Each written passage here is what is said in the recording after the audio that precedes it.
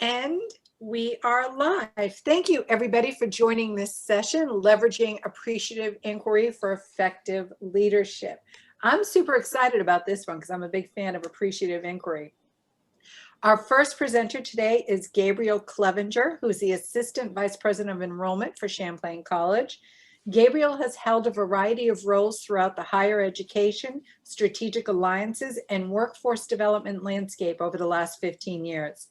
Notably, he's developed and led corporate and government strategic alliances divisions and worked closely with many Fortune 500 companies to identify solutions to workforce needs, develop career planning platforms, and create competency frameworks. Joining him is Lindsay Godwin, who is the Academic Director for the David L. Cooperrider Center for Appreciative Inquiry at Champlain College. Lindsay is a professor, practitioner, and possibilizer. Dr. Godwin has a passion for helping individuals and organizations leverage their potential through strength-based change. She has a master's in conflict resolution from the Jimmy and Rosalind Carter School for Peace and Conflict Resolution at George Mason University, and a PhD in organizational behavior from the Weatherhead School of Management at Case Western Reserve University, where she studied with the founding thought leaders in appreciative inquiry. She currently holds the Robert P. Stiller Endowed Chair of Management in the Stiller School of Business at Champlain College, where she serves as the academic director of the David L. Cooperrider Center for Appreciative Inquiry. Ladies and gentlemen, Gabrielle and Lindsay. Thank you very much, and that Lindsay's bio packs a punch, and I don't know if I can top that. And if you couldn't tell, Lindsay is going to be the bulk of our presentation today, and incredibly excited to be able to present with Lindsay again. And I'm very excited for all of you. If this is your first time viewing this presentation, really some exciting, tantalizing topics to discuss in the concepts in appreciative inquiry. So we're going to jump right in. I know we want to leave time at the end for Q&A. I'm just going to start with a brief overview of the agenda. We will spare additional introductions. Thank you very much for the thorough introduction there. I'll just share a bit about Champlain College Online for those that are not familiar with our institution. Provide a little bit of context by sharing more about true ed learning at work, which is elevating our standard relationship with the federal government by providing different workforce development solutions. And then I'm going to pass it over to Lindsay. She's going to take a deeper dive into the David L. Cooperrider Center for Appreciative Inquiry, talk about what appreciative inquiry is and how it can impact organizational success, transition into some AI and leadership skills and how they are effective and effectively used in a disrupted world. And then we'll open up the floor to Q&A. All right, I think you know us well now. I'm Gabriel, and there's Lindsay waving at you. Just a bit of background around Champlain College. For those that are not familiar with us, we were founded in 1878 as the Burlington Business College in, you guessed it, Burlington, Vermont. We have since opened additional campuses in Montreal, Quebec, and Dublin, Ireland, and have really retained a very adult learner focus for the 140 years that we've been around. And in 1993, as online education began to emerge, we were one of the first entrants into that space and really began further honing our focus and our subject matter expertise in adult learning through that lens. So we really pride ourselves on a career-driven approach to higher education. We're regionally accredited by NETCHI, which is the highest accreditation that an institution can receive. And here you can see that we've been awarded quite a few best online programs, best college and best college awards over the last several years. So just a bit about true ed learning at work. The majority of you are probably familiar with our relationship with the federal government through our standard alliance agreement, which is providing very important and meaningful tuition reduction and certificate and degrees in high demand upskilling areas for the federal government. But about 2 years ago, we endeavored to really enhance that suite of offerings through TrueEd Learning at Work, which is a set of non-traditional learning offerings and also products and services, if you will, that operate in the L&D landscape.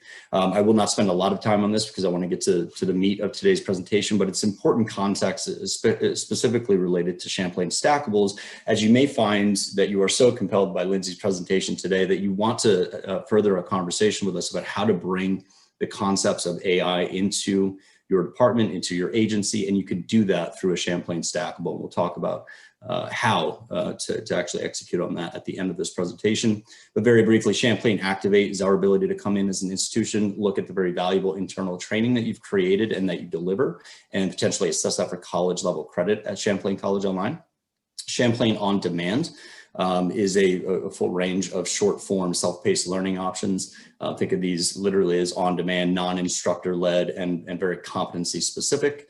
And then Champlain Stackables, which is the more enhanced of all of these learning offerings, but really a modularized shorter form of our traditional 7 to 8 week classes. And we work with you to customize the learning experience. It is instructor led. It is right now 100% online, but it is designed to also be delivered as a hybrid or face-to-face when we get back to that capability. We'll talk more about that at the end, but I do want to pass it over to my esteemed colleague, Dr. Lindsay Godwin, to bring you through a walk around appreciative inquiry.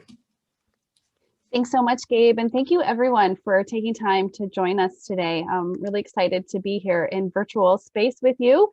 And as Gabe said, my name's Lindsay Godwin, and we're going to take a little deeper dive into what is appreciative inquiry and how really are the processes and the approach of appreciative inquiry applicable in our very disrupted world today for our leaders. So thinking, if you want to flip to the next slide, just to give you a little bit of background, right? So this is a mouthful, I know, right? The Cooperrider Center for Appreciative Inquiry. The center really takes its name from the founding thought leader of appreciative inquiry, David Cooperrider, who serves as a collaborator and strategic advisor for the center. He is still home based out of Case Western Reserve University in Cleveland and works with organizations all over the world. And we are delighted to have him as a collaborative partner and strategic advisor for our board. And he teaches with us in a variety of different programs as well. So our center, as Gabe said, is based in beautiful Burlington, Vermont at Champlain College, and we are the global hub for connecting people to learn, apply, and amplify appreciative inquiry. Our center is truly the premier academic home for appreciative inquiry in the world, and we offer an array of educational and consulting support opportunities for organizations who are seeking to navigate change from a strength-based perspective in this era of continual disruption. So thinking about that going forward, let's talk about these words, appreciative inquiry. I'm curious, I know if some of you may have heard of appreciative inquiry before, some of you may have even used appreciative inquiry before, and some of you, I recognize if I said AI, you're probably thinking I'm talking about artificial intelligence. Feel free to put into the chat wherever you fall on that spectrum. I'm just curious as to people's background and familiarity with appreciative inquiry. But for sake of us having a similar starting ground, wherever you are in knowing or not knowing about what is appreciative inquiry, just to define it a little bit further for us here. So appreciative inquiry is really grounded in evidence-based practices and the latest science and strength-based change. And appreciative inquiry really turns the old idea of organizational change on its head. So rather than starting with a focus of what's wrong in your organization, appreciative inquiry invites us to uncover what is working and to really leverage strengths and focus on how we can scale those successes up. For over 30 years, AI has been used around the world to create positive change in literally every type of industry and organization that you can imagine. In today's world of continual disruption, AI really provides us a framework and practical tools for how to navigate change in a way that brings out the best in everyone. I know something we all want more of in our organizations. And simply put, so to put it sort of in a nutshell, appreciative inquiry is really about the search for what is life-giving and possible within people in the world around us. It's about intentionally asking what we want to accelerate and grow with the realization that what we appreciate appreciates. So that word appreciative is really an economic one. This sense of, again, what we inquire and focus on and pay attention to and lift up are the things that appreciate or grow in value in our organizations.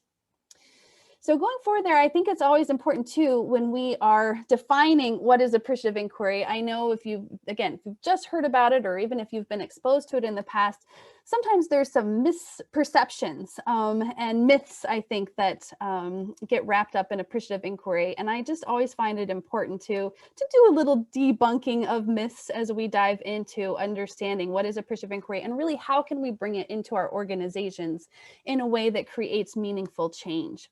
So this first one I hear a lot, this sort of misconception that AI is about ignoring our problems. And there could actually be nothing further from the truth. AI is designed to help us address some of our biggest problems that we face, but just to address them in a different way. So perhaps the simplest way to emphasize the fact that AI is not about ignoring problems is to point out, again, those words, that it's called appreciative inquiry and not positive inquiry. While again, appreciative inquiry does call for a shift from our very traditional deficit focused approach to change, which again, where we sort of look at diagnosing all of the ills and problems in our organization.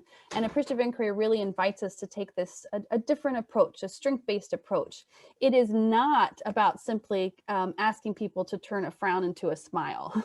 Appreciation and sort of the act of appreciation and the systemic sort of search for things that are generative and strength-based in our organizations is about carefully examining the current world around us in an affirmative way. It's not about ignoring the current reality. Like I said, AI is really designed to help us address some of our biggest issues. It just invites us to address them in different ways. Instead of defining what went wrong in the past, it really invites us to determine, what do we want the future to look like?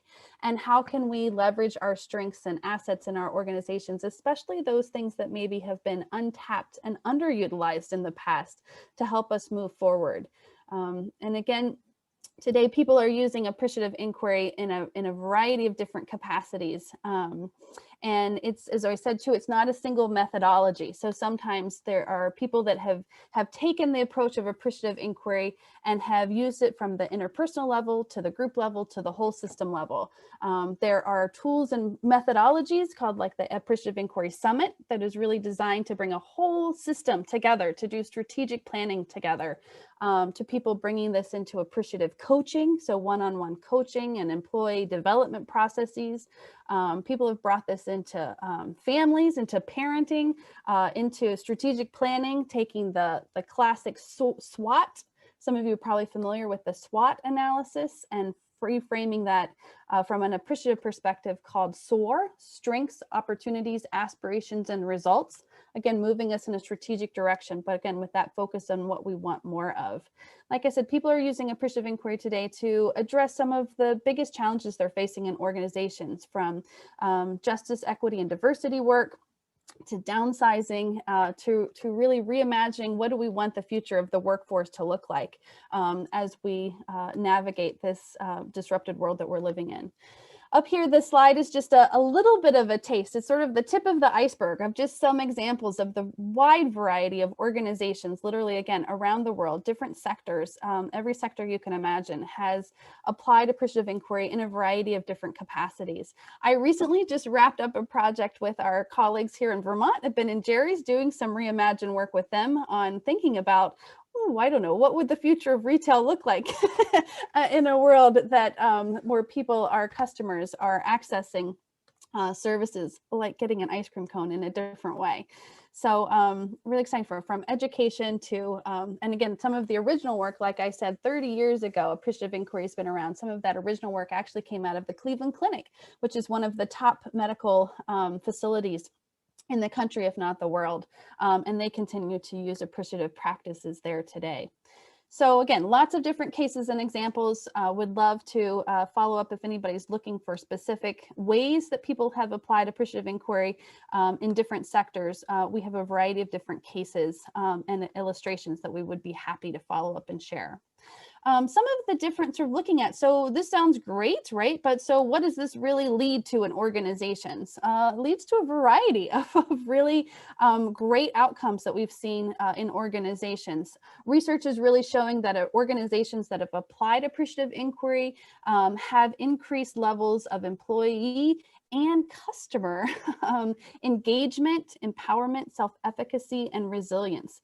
Things I know that we're really wanting more of in today's organizational life. And so this is, again, just sort of the tip of the iceberg of some of the different impacts that we have been tracking and showing sort of statistically significant evidence that people that have applied appreciative practices are seeing real benefits, in addition to cost saving and all of those other things that are really important in organizations today as well. So balancing both the human impacts, positive impacts, as well as financial and business ones. So thinking about this, so as we said, as Gabe said, we really wanted to, in addition to sort of giving you this broad brushstroke of like, what is appreciative inquiry and where and how has it been used in the world, is to really talk about why we see and are so excited actually for appreciative inquiry today, in today's world, when we are facing so many unknown challenges and continual new things coming at us where we're not quite sure what tomorrow looks like in any of our organizations. And so we know that leading in these turbulent times requires not only embracing change, but actually fundamentally rethinking it. So with nearly every industry, as you well know, being disrupted in some form or other over the past year and a half, and the promise of continued turbulence and disruption ahead, leaders today are realizing that our classic theories and models and tools for change are really no longer sufficient to address the sustained change in our modern organizational life. So historically, if we sort of look in sort of an academic sense, sort of historically at the approaches that we've taken to change, our change theories and actually on our change processes and even our assumptions about change have been designed all to sort of handle very clearly defined technical issues that were very typical in our early 20th century industrial workplaces. It makes sense, right? That in our industrial workplaces, the way that we've thought about change is from a very mechanistic model, right? That we've been in sort of a factory industrial mindset. And so of course, we sort of think of organizations in that same sort of mechanistic mindset. And in fact, if we look at sort of the enduring legacy of the principles of scientific management and Taylorism that some of you may have studied or looked at, a classic theory of management, the result of that has really left us with a bunch of assumptions from our industrial age that maybe just don't hold as true today. That we've sort of have this lingering mindset that change is something to be managed and that it has a discrete beginning and end, that it's this neat process that we can sort of wrap up with a bow, and that change starts and we do it and it stops, much like a machine. And the reality, as you all well know, living and breathing in organizations today are much more complex and dynamic than our classic sort of industrial workplace. And so research is really finding that today it's time for our leaders to really update their views of change to more appropriately reflect the reality and the complexity and this continuous disruption that we face in organizations today. So rather than thinking of change as a discrete event, leaders today really need to embrace the reality that change is actually a continuous development process. It's ongoing all the time, and it often doesn't necessarily have a definite conclusion to it. So with this updated concept of change, leaders can really begin to shift their energy from trying to control change to really creating cultures of resilience and continual reinvention. And so thinking forward on that, Gabe, if you want to go to the next slide, was we think about this moving, right? We know that old adage that we joke about, right? That change is the only constant. It's really true, right? So how do we restart rethinking and updating our assumptions about change if we know that that is in fact true? Our colleague, Dr. Nadia Jackson-Baeva, is a global thought leader in the domain of organizational reinvention. And she recently, in a fabulous TED Talk, said that change is not a punishment. It's the ultimate freedom to make a choice. I'll say that again. Change is not a punishment. It's the ultimate freedom to make a choice. I love that quote because I think just like we have misconceptions perhaps of appreciative inquiry, we have misconceptions and myths around change too, right? That change is something bad or negative or something to be avoided, when we know that change in truth, again, is a very natural process. And ultimately, if we lean into it and thinking about it, not as something to be avoided or managed, but something to be sort of leveraged and used. I love her reframing and an invitation for us to think about change as a freedom to make the choices that we want in the future. She has a great new book, a best-selling book out. I know you all are always looking for for more books to read, but her book, The Chief Reinvention Officer, How to Thrive in Chaos, is a great resource. And she goes on to really define this idea of a reinvention mindset in organizations, summarizing it by saying that the reinvention mindset is really a systematic approach of engaging in healthy cycles of renewal, building on the past to ensure the current and future viability of an organization. So again, really creating this mindset of change being an ongoing, healthy process that involves and invites us to continually co-create the futures that we want to have in our organization. And Nadia and others and the whole community of sort of reinvention thought specialists have really been looking at, again, this idea of how do we rethink change and sort of flipping some of our traditional scripts and assumptions that we've been holding about change.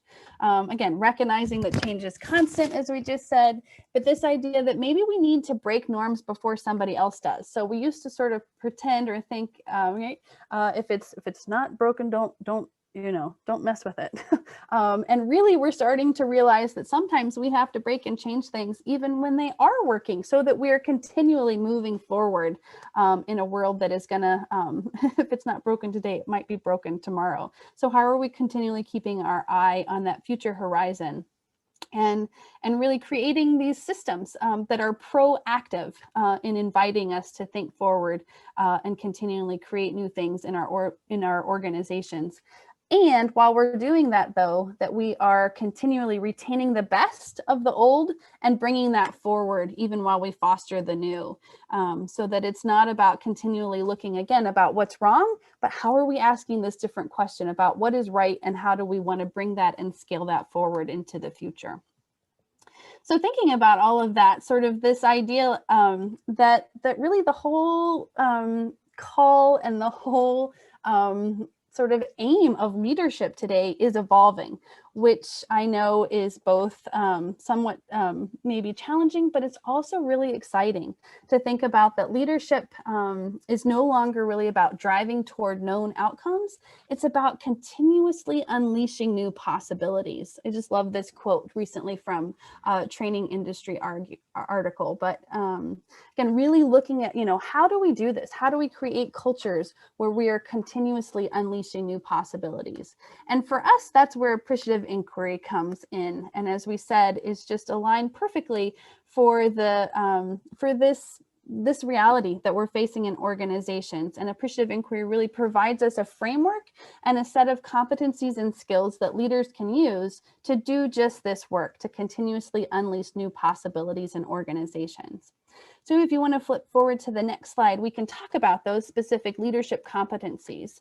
And so really we've looked at this sort of translating their core underlying theory and principles of appreciative inquiry into guiding leadership practices. There's really several different actions that a leader today can take to really, again, evolve and alter how they are approaching change and really embrace this idea of a reinvention mindset. First is the idea, right, of leading with questions. An appreciative inquiry, that word inquiry is going to be important. So this idea of questions is really important as a competency for leaders today. Leadership today, as we said, is not about having the answers anymore. It's about asking the right questions. And in fact, there was a fantastic Harvard Business Review article just out a couple months ago looking at this and really looking, again, especially in our COVID impacted times, that the most effective leaders are not the ones with all the answers, but they're the ones that know how to ask really impactful and inspiring questions that continually, again, inspire people to move forward into the future and consider new possibilities. So because this, right? Because as we think about asking new questions, it really helps us move forward in times of uncertainty. And so rather than asking questions about what we don't want, again, we're really good at asking those questions like what's wrong here and how do we fix it? Appreciative inquiry really invites leaders to ask questions about what they do want, right? Asking those questions like, what do we want tomorrow to look like and how might we create it together? It's a different reframe around still moving us in the direction of what we want and not just away from what we don't want. So this idea of questions is really important, but of course we have to also, if we're asking questions, we have to think about who were we asking those questions with. So this idea of co-creating with stakeholders is very key as a leadership competency in today's world as well. So if leadership really is about asking questions, we have to think about how are we going to engage all of those different stakeholders in the system to help answer them. As we are increasingly, again, seeing by engaging diverse and divergent voices in our organization, including those within the system, including our employees and our different stakeholders, as well as those outside of our system, considering our customers and people that we serve that sometimes we don't bring to the table as well. Leaders can really help to lift up the wisdom that is already distributed across their system. So as we know, and again, research is showing that doing this and engaging more and diverse voices leads not only to more robust solutions, but it actually helps to build commitment for those solutions. Because we say that people really commit to what they help co-create. So as we involve people in the change process, we no longer have to talk about all the things about how do we overcome resistance to change, all of the work, and think about all of the conversations you've had about how do we overcome resistance and decrease resistance to change. Well, what if we flip that around and it's not about decreasing resistance, but it's about building commitment and actually building enthusiasm and excitement for the changes that we're creating. And a big way to do that is to involve people right up from the front in a process, asking them questions and involving them in actually co-creating and designing what we want that future to look like together. And then moving right around here, so this idea of prototyping and pivoting. And so thinking about this is important as we begin turning those ideas that we generate through inquiry and with stakeholder engagement. We need to turn those ideas into action. We can't just keep them at the idea level. As you all well know, we have to turn things into action. And so one great way that we're seeing to do this today too is by what we call prototyping and pivoting. So rather than waiting for the perfect new product or process or service, leaders can roll out beta tests and experiments with pilot projects. So it's really more important today to get concepts out there for people to see them and feel them and interact them. This helps leaders to move away from, again, that old mindset that change is neat and tidy, and instead lean into this continual reinvention mindset where we take an action, we reflect and learn from it, and then we pivot to the next iteration. And then we take another action, we reflect and learn from it and pivot and continue to evolve forward. So we're not sort of getting paralysis by analysis and stuck in the sense that something has to be perfect. Again, when we know that we're not even sure what tomorrow might hold. So getting things out there creates more of a learning culture and reinvention culture rather than, again, pretending that change is neat and tidy. And finally, last but not least, this sort of last skill that we talk about is this idea of leveraging strengths, right? We know that in every system there are strengths and assets to be leveraged. Peter Drucker, one of the most prolific and influential scholars of management, some of you may have read Peter Drucker's work. He once wrote that the task of leadership is to create an alignment of strengths in ways that make a system's weaknesses irrelevant. create an alignment of strengths that make a system's weaknesses irrelevant. I think this is a really powerful invitation for leaders as well. Again, this idea of creating a culture of reinvention is much easier when we have building blocks to work from. Again, appreciative inquiry invites leaders to actively seek and to connect the strengths in people and the system around them.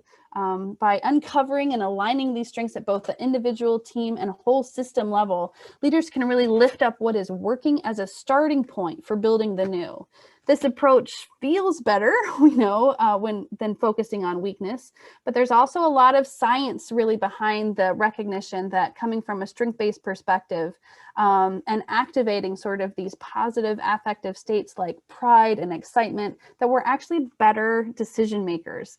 Barbara Fredrickson's work out of the positive psychology community has really been phenomenal at looking at sort of this idea that we are cognitively, we have a broaden and build is her theory. It's called the broaden and build theory, that we are actually better decision makers. We're more creative and more collaborative when we're coming from a place of strengths and positive affectivity versus, as you might imagine, right, when we come from building on and sort of just focusing on all of the things that are broken and wrong with our system, that really sort of causes a negative mental spiral in our organizations.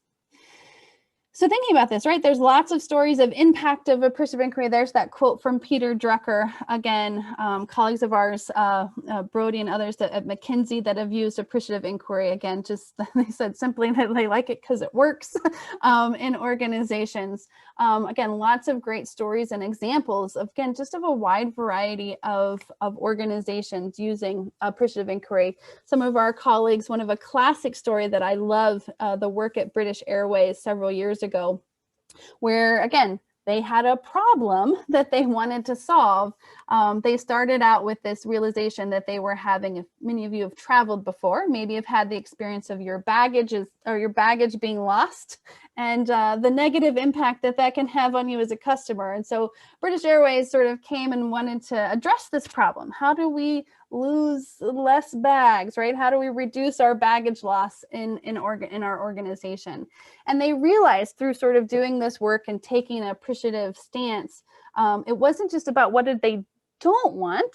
They really had conversations and reframing their whole strategic process around what do they do want. So they moved away from just asking, how do we lose less bags, to this overarching appreciative question became, how do we create outstanding arrival experiences? Right? That's what we want more of. That's what we want to appreciate and grow in our organization. And this process really became transformational to them. They, of course, did end up lowering the number of bags lost went down, but a lot of other things went up as they did this. Customer loyalty went up and employee morale went up. Because again, as we said, sort of this idea of engaging multiple stakeholders, the conversation went from, well, we just need to go talk to the baggage handlers and figure out what's going on, to we have to have conversations with everybody. We have to have conversations with our baggage handlers and the steward and stewardesses and the pilots and our customers. We have to ask them, what would an outstanding arrival experience even look like for them? Or when have they experienced that in the past? And how can we leverage and learn from that today? So great example again, and I love the British Airways example because it also reminds us that we can't ignore problems. British Airways couldn't ignore the fact or talk about the fact, oh, we're not going to talk about the fact that we're losing bags because we're doing appreciative inquiry. They had to address that and figure out that the solution to that problem.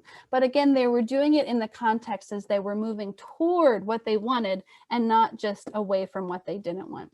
Again, lots of different other examples we'd be happy to share if anybody wants to follow up with us afterwards, of just lots of different places and different levels and ways that people have used appreciative inquiry. But for sake of time, I want to turn it back over to my colleague, Gabe, to talk you a little bit through about some of the deeper learning opportunities that we're excited to have at Champlain College and would love to bring into your organizations to help leaders develop these competencies and skills that we just discussed today as being important and impactful in today's world. So Gabe?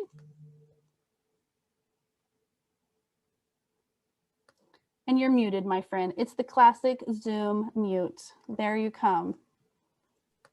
There you are. It does help if you're unmuted. Yeah, well, first of all, Lindsay, thank you very much. I learned something every single time I hear this presentation. I hope everyone viewing this has as well. And I always do send a bottle of Advil to Lindsay after for carrying the entire thing. Her back must be sore. So I just want to take a few minutes here so that we leave time for Q&A, just to talk about how do we put this into play. Lindsay shared a teaser, just the tip of the iceberg around the concepts of appreciative inquiry, but how do we take those concepts and deploy them into the workforce so that you're having the kind of impact at the agency or the department that Lindsay has seen with some of the organizations that she's worked with. And we really thought that the Champlain stackable approach was truly fit for it, just in terms of how the content and the curriculum was designed to be delivered. So just in general, a Champlain stackable, our process is somewhat the same depending on regardless of the subject matter that we might be looking to address, be it leadership, project management, data analytics, appreciative inquiry. We really want to have a consultative conversation with you about what the agency or the organization, the department is experiencing. What are you looking to address? And through that process, we can deliver the right curriculum to meet those needs, but also infuse relevant content and or experiences into that process so that it resonates with the learners. And that might look like case studies or just simply tweaking the way that we're talking about different experiences that those in the cohort are going through, so that it's landing with them. There's some impact and there's an ability to transfer in a quicker fashion from theory to practice and bring these concepts out of the classroom virtually or otherwise and into the workplace. So it really is an engaged experience in working with our team. We have Tim Kavanaugh on the line. I'm sure many of you, if not all of you, are familiar with Tim. The idea here being that after we wrap up today's presentation, if you're interested in learning more about how we can bring a Champlain stackable to the workforce, please reach out to us. And if that happens to be an appreciative inquiry, we will absolutely be tying Lindsay in.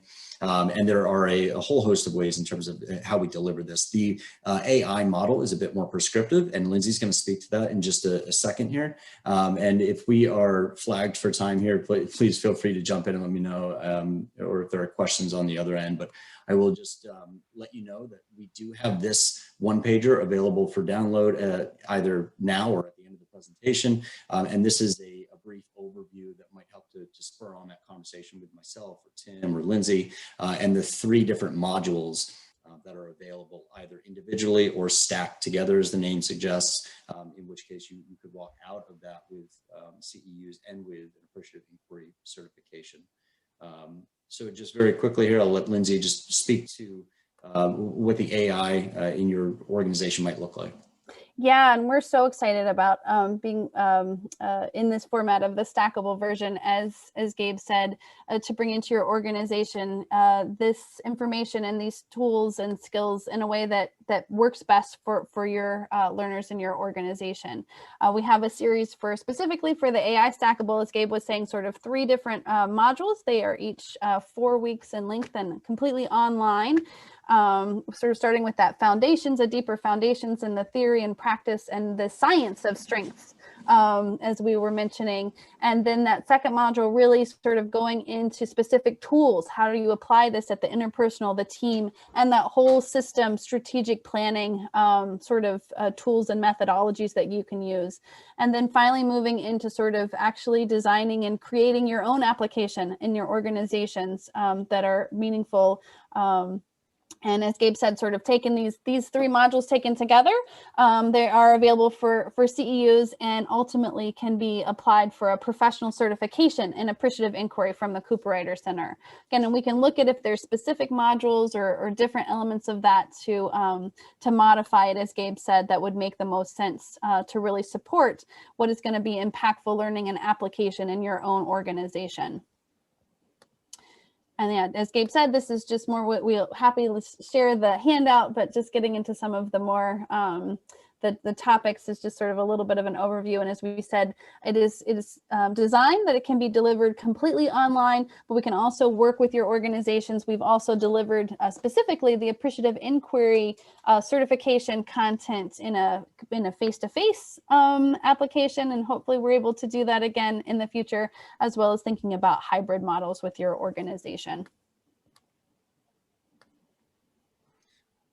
Thank you, Lindsay. And yeah, we want to open up the floor to questions. We've lobbed a lot over the net at you all, and would love to have you lob more back at us. And I'll leave this slide up as we walk through the Q&A. Certainly, if you're interested in getting in touch with us about a deeper conversation, or just learning more about learning at work and various modules and offerings that we have under Champlain Stackables, feel free to visit champlain.edu learning at work. Gabriel, just so you know, your mic keeps cutting out on us. I'm going to hold it like this. I found that will sometimes resolve the issue. So let me know if it does or doesn't. It does there, right there. Yeah. So somebody wanted to know the name of the book that Lindsay referenced. Yes, I will put it here in the chat. It's the Chief Reinvention Officer Handbook, and I will grab the link to it as well. It's by Dr. Nadia Jackson-Baeva. I want to put that in there. And here is it's called The Chief Reinvention Officer, How to Thrive in Chaos. I will put that in the chat. Thank you. And I'll make sure I post it in the other chat for you. Diane Sutton says, wow, I've been using AI in diversity groups, specifically councils. It works. What other, I know that we've talked, you've given us some great examples, but for us as training officers, how can we bring AI and broach that conversation in our organizations? Do you want to start, Gabe, and I'll chime in? So I think the question might actually be geared a little bit more toward you, Lindsay, because, and I realized my microphone was cutting out a little bit, but I was reviewing the very functional or the tactical way that you can bring AI into the workplace through a Champlain Stackable, be that a 4-week module in one of the topics that topic areas that Lindsay had identified, or the entire suite, the 3 modules, 4 weeks long, each 12-week long program. But I think the question, and correct me if I'm wrong, is how do you start that conversation with maybe other decision makers internally? How do you maybe identify that AI is needed at the organization, and how do you get people on board with moving forward with a learning offering of that nature? Mm-hmm. And I find some of the best ways, even in my own consulting with organizations, is just to start using appreciative inquiry in our very conversations with others. So changing the nature of even the questions that we're having with our colleagues, including our leaders and others in the organization, and starting to model it, as well as then, yeah, bringing in if there are particular issues, and sort of thinking about what are the challenges that are facing us, and how might we sort of want to bring in and build capacity with our employees in order to be able to address that in different ways. So it could be everything from, like I said, is it strategic planning work? And then we sort of can focus and think about, well, how will we take an appreciative approach to strategic planning? As I said, right, moving maybe from the SWOT analysis to the SOAR model. It might be in team building, right? And there's great resources and examples of, are we trying to, from a training and development standpoint, sort of create, build psychological safety in our teams. And again, rethink about how are we going to work together in a hybrid model in the future. So thinking about, inviting, how might we have those conversations and engage people in those conversations, down to interpersonal training and building capacity. There's another great book, I'll put it up here, Conversations Worth Having. And just looking at, how do we use appreciative inquiry in day-to-day conversations to have meaningful and impactful conversations. So really, I think it's about sort of identifying and addressing, again, what are the challenges and issues that we're trying to do? What are the capacities that we want to now be building and training for in our organizations? And then thinking about how might we do that from a strength-based perspective, that we're really helping to leverage and sort of build people's capacity and not just focus on all of the things that are broken that they're not doing. Great. We have time for one final question, and it's from Barry Wells. Coaching relies heavily on asking questions. Can you discuss how AI can be applied to the practice of coaching? Yes, and there are some great resources. In fact, there's a whole book called Appreciative Coaching as well by Sarah Oram, and there's by a few different authors. Sarah Oram is one of the authors, called Appreciative Coaching. And you're exactly right, sort of taking, again, this intentional approach to the questions that we're asking people. And in fact, in Appreciative Inquiry, there's a framework called the 4D process, where we sort of discover, dream, design, and deliver is one of the frameworks. And people have used that in a coaching perspective of how can we help people ask questions to discover their strengths and assets, to have these visioning conversations about what they want the future to look like, and then really have those design conversations about, okay, well, what are the skills, what is the training, what is the support that you need in order to move forward toward that vision for the future. So I definitely recommend the book Appreciative Coaching is a great resource for diving in specifically, and and it has some great example questions too that you can use at different phases and stages of coaching individuals and teams. Great. Thank you so much. I want to thank everybody for participating in this session. I learned a lot. I'm a big fan of Appreciative Inquiry, have been using it for some time, and I think it is a game changer. So as a reminder that Gabrielle and Lindsay and Tim Kavanaugh and Chris King says hi, are going to be available. You can connect with them either through the speaker button, speaker session, excuse me, or within the chat in this section. I'm sure they'll be checking in with it after we close this out. Want to remind folks that for the next hour, starting at noon, the exhibit hall is open. Now, the exhibit hall is open all the time, but it will be live. So make sure you take a few minutes. You earn points for visiting with our exhibitors. That's it for now. Thank you so much, Lindsay, Gabrielle, and Tim, for all your help. Thank you all for joining us. Thank you all. Take care.